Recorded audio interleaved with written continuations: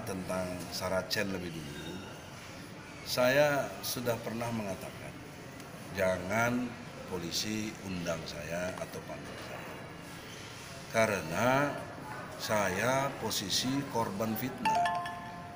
Justru polisi dengan kemampuan penyelidikannya, dengan kemampuan penyidikannya, mampu mengungkap mengapa saya ada namanya di Dewan Saracen bersama Mayor Jenderal Ampi Tenujiwa.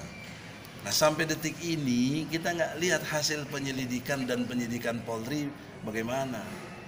Kenapa nama saya di situ? Ya, jadi kalau nggak ada, yang ngapain manggil saya gitu. Nah, menurut pengetahuan hukum ada di pasal 1 angka 26 tentang saksi, itu harus melihat sendiri, harus mengalami, mengetahui, setidaknya mendengar. Nah, bagaimana saya akan dalam posisi menjelaskan, menjadi terang benderang kasus pidana ini kalau sayanya sendiri tidak tahu menahu? Maka untuk itulah logika hukumnya saya minta bantuan polisi diselidiki mengapa ada nama saya. Nah, pertanyaan seriusnya sampai hari ini, mengapa kok tidak ada juga polisi menjelaskan hasil penyelidikannya? Nah, kalau mengacu kepada satu peristiwa hukum pidana yang diperiksa pertama dan sudah mengaku menjadi tersangka atau sudah dijadikan tersangka, namanya Jasriyadi. Jasriyadi mengatakan saya asal comot saja namanya. Dia tidak kenal Egy Sujana. Dia tidak pernah minta konfirmasi. Nah, mestinya sampai di sini clear sudah saya. Jangan diterusin lagi nyari-nyari pendapat dan apapun cerita tentang Egy Sujana di Saracen. Tidak pada tempatnya. Nah, ini disebut seperti Bang Rasman sampaikan, dari Bung Rasman sampaikan bahwa saya ini jadinya yang tertimpa ujaran kebencian. Itu saya justru. Bukan saya yang mengumbar kebencian. Yang kedua soal laporan Kodam.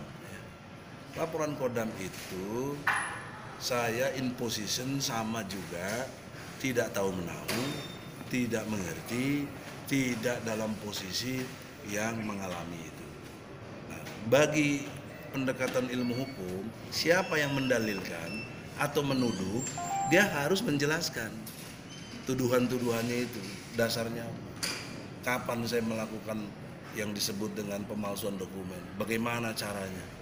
Nah, kalau dia tidak bisa menjelaskan itu, ada pasal 220 KUHP yang menyatakan saya punya hak lapor balik, bahwa ini bukan tindak pidana. Nah, yang melaporkan saya ini justru harus dipidana karena dia melaporkan sesuatu yang fitnah, yang tidak ada pada tempatnya kepada saya.